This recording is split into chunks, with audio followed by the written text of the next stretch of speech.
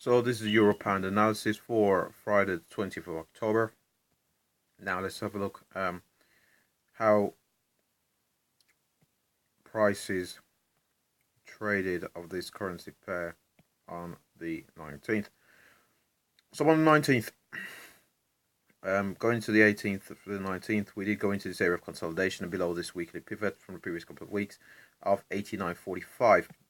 Now, what prices did do, use the 200 period moving average as a support and a springboard for a break to the upside. So we've seen a breakout above the 89.45 level, and prices pretty much have not looked back since. We had a bit of a pullback here, which could be interpreted as a bit of a bull flag before a break to the upside. So upside targets, what we'll be looking at, we were looking at 90.24. 90.24, as you can see over here, was respected before we had a big sell-off all the way down to almost down to the next level of major support at 88.51, but instead we found support at the weekly pivot of 88.73. So we'll be looking at 90.24 as a possible double top for a sell, possibly down all the way back down for a retest of 89.45. But if we do successfully break above 90.24 and we do not have a bearish formation or a breakdown in prices, we'll likely see a break to the upside, a retest from above to see if it holds or whether it's a false breakout. If we do hold 90.24, again we'll be looking for other upside targets. The next upside target is quite a bit away at 91.42. We definitely won't be reaching that on Friday due to the low volatility of the euro pound, unless there is a fundamental news catalyst to drive prices up there. So we're looking for the immediate target of 90.24, which we look poised to cross at some point in the next couple of hours, and we will see whether we do have a sell-off from that major level or we do continue our bullish move to the upside of the euro pound. Now, I did mention 89.45 beneath us as a possible area of support if we do see a breakdown from 90.24. Also beneath there, we've got a 200 period moving average here marked out in blue, and that 200 period moving average currently sits at 89.32. So where are we there? 90, yeah. So pretty much identified levels. All the other levels on the charts are clearly seen. We've got the 400 period moving average currently sitting at 88.94, and we've also got the next weekly pivot at 88.73. Overall, it's difficult to be nothing other than bearish over the short term for the euro against the pound until we get up to 90.24, and we want to see how prices develop from there. So let's just have a look at the higher time frames, and let's go to the monthly. On a monthly chart, it's pretty clear. We are in an uptrend. We had these lows in around here in 2015, and since then prices have moved upwards. We have had a couple of heavy retracements.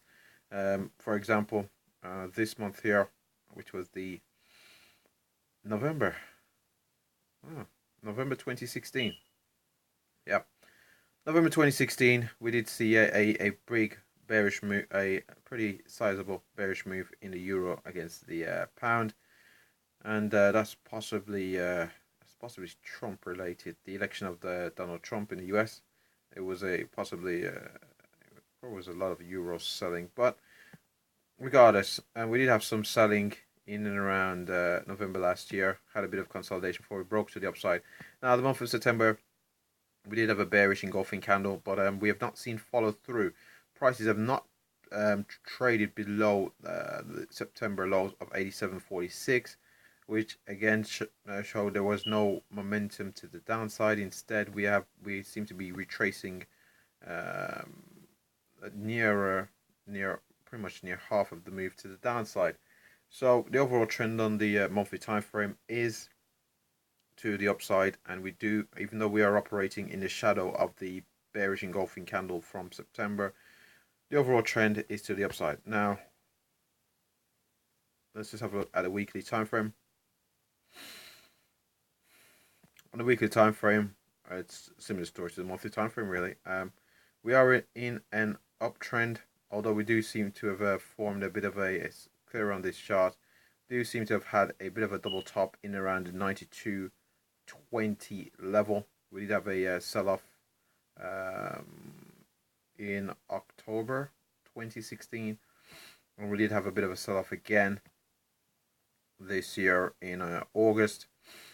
Now, we did have the blow-off candle in September, but since then we have had overall a move that's been pretty strong in its retracement, almost a reverse, you'd say, in prices, and a move to the upside, likely indicating weakness in the pound more than, say, strength in the euro.